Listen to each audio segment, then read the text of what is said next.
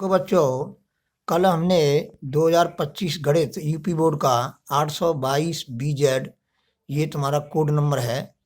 इसका हमने निर्देश भी आपको बताए थे ये, और जो है हमने प्रश्न 12 तक खंड अ के हमने प्रश्न नंबर 12 तक इसके आंसर बताए थे, हमने तुम्हें उत्तर बताए थे। अब यहाँ पर आ जाओ, प्रश्न नंबर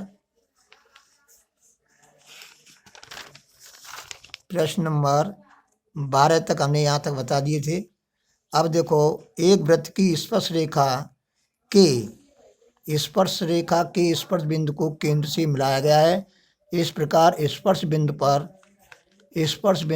स्पर्श रेखा की स्पर्श बिंदु पर स्पर्श रेखा का त्रिज्या के साथ बना कोण ज्ञात कीजिए। तो देखो, ये कौन से सूत्र से होगा? ये जो है, देखो, वृत्त की स्पर्श रेखा के स्पर्श बिंदु को केंद्र से मिलाने वाली, देखो ये है, और ये स्पर्श रेखा है, ये केंद्र है, और जो है ये कोण पूछा जा रहा है। तो ये कोण जो स्पर्श रेखा त्रिज्या पर लंब होती है, इसलिए ये ऑप्शन ए सही है। अब आ जाओ, 1 + tan स्क्वायर ए का 1 + tan स्क्वायर ए अपॉन 1 + cot स्क्वायर ए, ये प्रश्न नंबर 14 है। इसका जो आंसर होगा वो डी ऑप्शन सही होगा, यानी tan स्क्वायर ए। tan में चेंज कर लेना, उत्तर आ जाएगा। cot को tan में चेंज कर लेना। अब है तुम्हारा 7 सेंटीमीटर त्रिज्या के एक वृत्त का चाप केंद्र पर इतने डिग्री का कोण अंतरित करता है। त्रिज्यखंड का क्षेत्रफल बताओ। त्रिज्यखंड का क्षेत्रफल का सूत्र लगा करके, और तुम्हारा ऑप्शन बी सही है। अब देखो, ये है किसी गोले का वक्रपृष्ठीय क्षेत्रफल ये है, तो उसकी त्रिज्या बताओ। गोले का वक्रपृष्ठ होता है 4πr² होता है। 4πr² को इसके बराबर रख करके और r² का मान निकाल लेंगे, फिर r का मान निकाल लेंगे, तो ये ऑप्शन सी सही है। अब है तुम्हारा द्विघात बहुपद के शून्यकों का गुणनफल बताना है। तो गुणनफल जो है शून्य को अल्फा और बीटा है, तो अल्फा इंटू बीटा बराबर c/a। तो c/a, सी क्या है? -1 है, और a 4 है, तो -1/4, तो ऑप्शन बी सही है। अब है तुम्हारा द्विघात समीकरण 3x² - 4x + 4/3 बराबर 0 का विभक्त कर ज्ञात करो।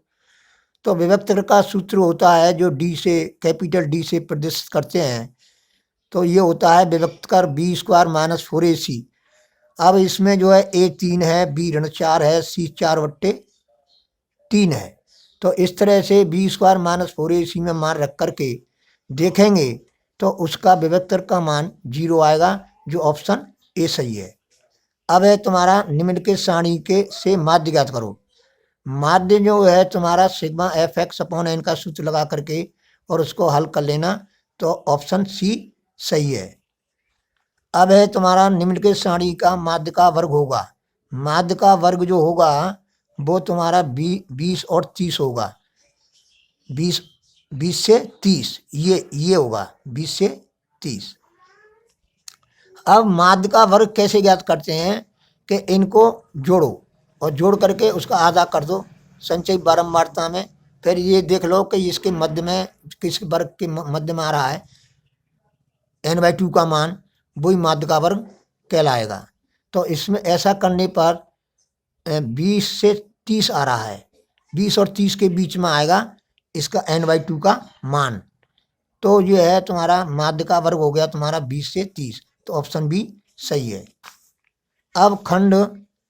अब आ जाओ खंड ब पर, ये सेक्शन बी वर्णात्मक प्रश्न। अब देखो, प्रश्न नंबर 1 है, सभी खंड कीजिए। अब ये इससे समदूरस्थ है, तो x का मान बताओ। ये बिंदु जो है इन दोनों से समदूरस्थ है, तो सूत्र लग जाएगा √(x1 - x2) का whole square plus y1 - y2 का होल स्क्वायर। ये दूरी, ये जो है इसकी और इसकी दूरी बराबर, इसकी और इसकी दूरी, बीच की दूरी ज्ञात करके दोनों को बराबर कर देंगे और दोनों ओर का वर्ग करके उसको हल कर लेंगे। तो x का मान प्लस माइनस 4 आएगा। x का मान प्लस माइनस 4।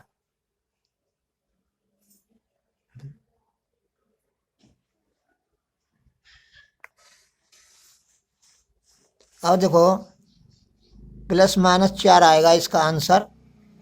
अब देखो बिंदुओं इतने को जोड़ने वाले रेखाखंड को ये बिंदु किस अनुपात में विभाजित करता है, तो ये सूत्र लग जाएगा विभाजन सूत्र का। विभाजन सूत्र होता है, उस सूत्र से हम मान रख करके हल करेंगे तो m1 अनुपात m2 का मान 2:7 आएगा।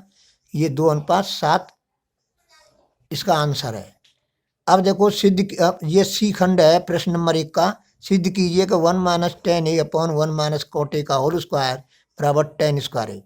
इसके लिए तुम्हें cot a कोष्टक के अंदर जो cot लिख रही है उसको tan में बदल के उसको हल करेंगे, होल स्क्वायर के अंदर हल करेंगे तो -tan a आएगा। तो -tan a आएगा तो -tan a का वर्ग करेंगे तो tan स्क्वायर a आ जाएगा। ये इस तरह से ये सिद्ध हो जाएगा। अब है तुम्हारा डी खंड। प्रश्न नंबर 1 का डी खंड। निम्नलिखित बारंबारता बटन से माध्य का ज्ञात कीजिए। अब ये तुम्हारी वर्ग अंतराल है, ये बारंबारता है और इसको जो है माध्य का सूत्र लगा करके और जो है उसको हल करेंगे तो 26.5 आंसर आ जाएगा। अब देखो सिद्ध कीजिए कि 3√2 एक अपरिमेय संख्या है। ये सिद्ध करनी है। ये तुम्हारे गणित में उदाहरण में दी हुई है। तुम्हारे गणित में उदाहरण में देखना 3√2 एक अपरिमेय संख्या है। तो हम इसमें उदाहरण में दिया हुआ है ये सवाल परंतु मैं बता रहा हूँ कि हम मानते हैं पहले कि 3√2 एक परिमेय संख्या है, विपरीत मानते हैं, इसके विपरीत मानते हैं, परिमेय संख्या है। तो हम लिखेंगे a/b = 3√2। ए और बी क्या है? सहअभाज्य संख्या हैं, सहअभाज्य संख्या हैं ए और बी, परंतु b ≠ 0। इस तरह से हम सिद्ध कर देंगे इसको। और डिटेल में देखना है तो तुम उदाहरण में देख लेना।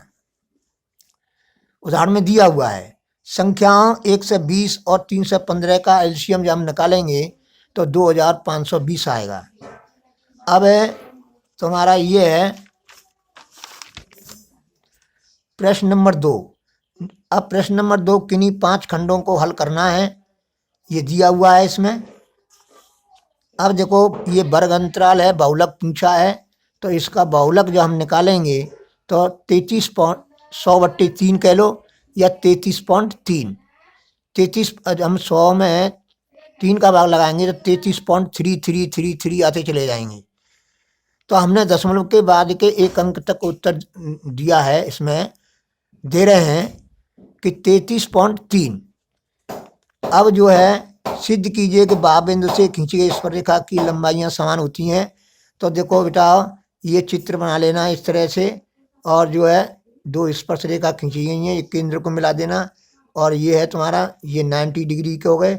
2 त्रिभुज ले लेंगे इसको और इसको, 2 त्रिभुज। अब देखो ये जो है हमें सिद्ध करना है कि यहाँ से यहाँ तक ये दूरी और ये स्पर्शरेखा है, ये लंबाई में कैसी है? बराबर। तो 2 त्रिभुज लेंगे हम, ये त्रिभुज ये लेंगे और दूसरा त्रिभुज नीचे वाला लेंगे और ये कोई केंद्र है O।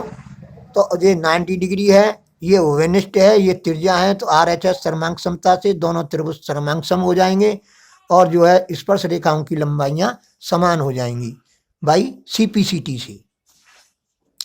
अब है तुम्हारा, अब देखो ये समरूप सिद्ध करना है। समरूप त्रिभुज में संगत भुजाओं का जो अनुपात होता है वो बराबर होता है। तो देखो 4.5 में हम 3 का भाग लगाएंगे तो 1.5 आएगा। 9 में 6 का भाग लगाएंगे तो 1.5 आएगा। 12 में 8 का भाग लगाएंगे तो 1.5 आएगा। तो इनमें जो है संगत भुजाओं में जो अनुपात है वो समान है, इसलिए ये दोनों त्रिभुज कैसे हैं? समरूप होंगे। अब है तुम्हारा डी खंड है दूसरे का। किसी भिन्न के अंश और हर में 1 जोड़ने पर वह 4/5 हो जाती है। यदि अंश और हर में से 5 घटाया जाए तो उस भिन्न का मान 1/2 हो जाता है, तो वो भिन्न ज्ञात कीजिए। अब इसको हम हल करेंगे तो ये आएगा तुम्हारा 7/9। कितना आएगा? 7/9 आंसर आएगा इसका, ये आंसर आएगा। करके देख लेना, ठीक है। अब निम्नलिखित समीकरण हल कीजिए। अब इसको गुणनखंड विधि से गुणनखंड करके और प्रत्येक गुणनखंड को 0 के बराबर रख के एक्स के मान ज्ञात कर लेंगे। तो एक्स का मान 2/3 और ऋण 1/3 ये आएगा। अब है वह AP ज्ञात की, इसका तीसरा पद 16 है और सातवां पद 5। सातवां पद जो है 5वें पद से 12 अधिक है। तो प्रश्नानुसार हम हल करेंगे। तो A बराबर पहले AN क्या है? nवां पद, nवां पद है। अब देखो AN बराबर A + n-1 कोष्टक में इंटू D। इस सूत्र से हम A और D के मान ज्ञात कर लेंगे। देखो ये जो शर्त दी हुई है इनसे जो है हम A और D के मान ज्ञात कर लेंगे। A बराबर 4 आएगा, D बराबर 6 आएगा। तो AP हो जाएगी 4, 10, 16, 22, 28 इस एंड सो ऑन। ये समांतर श्रेणी बनेगी। अब है तुम्हारा प्रश्न नंबर 3 पे आ जाओ। निम्नलिखित समीकरण युग्म हल कीजिए। इसको जो है किसी विधि से हल कर लेना, विलोपन विधि से या प्रतिस्थापन विधि से या वज्रगुणन विधि से, किसी से भी हल करेंगे तो x का मान भी 1/2 आएगा, y का मान भी 1/2 आएगा। अब है तुम्हारा अथवा में एक आयत का क्षेत्रफल 28, ये है तुम्हारा 28 वर्ग मीटर कम हो जाता है यदि इसकी लंबाई 2 मीटर बढ़ा दी जाए और चौड़ाई 2 मीटर कम कर दी जाए। यदि लंबाई एक इस तरह से ये प्रश्न दिया हुआ है, कहने का मतलब मेरा ये है, तो आयत का क्षेत्र बताना है। इसमें जो है लंबाई 23 मीटर आएगी, चौड़ाई 11 मीटर आएगी, क्षेत्रफल जो है 253 मीटर स्क्वायर आएगा। अब है तुम्हारा प्रश्न नंबर 3।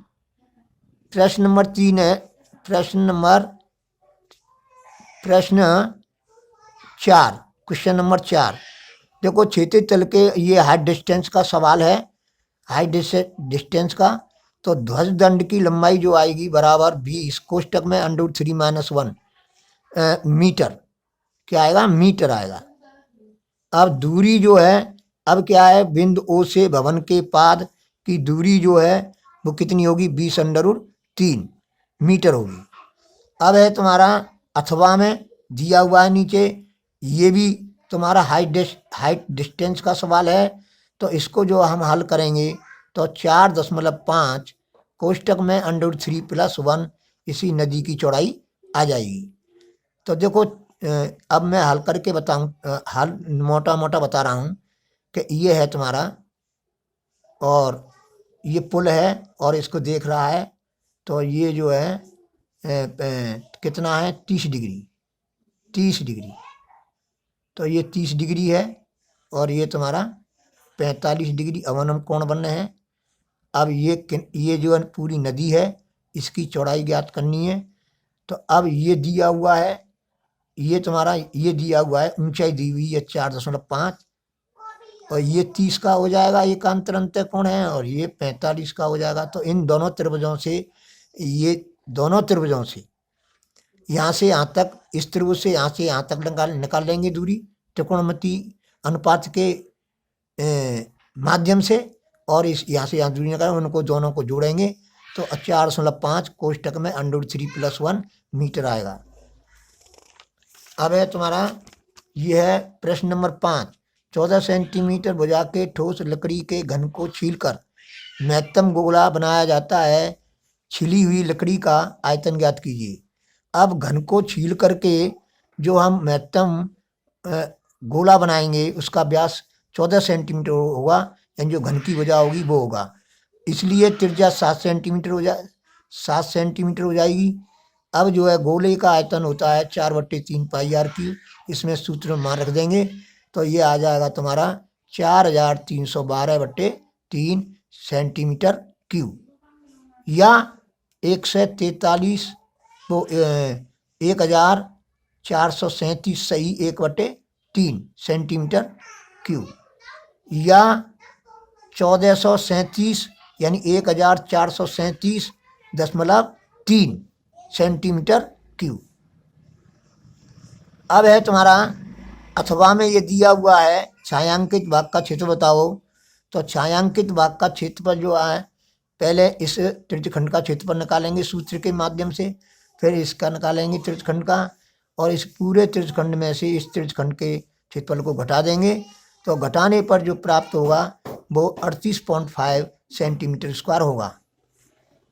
इस तरह से ये पेपर पूरा हमने आपको इसके आंसर बता दिए हैं, और इनको चेक कर लेना कि हमारे कितने नंबर आएंगे, क्या होगा। अब तुम्हारा जो भ्रम है वो मिट जाएगा।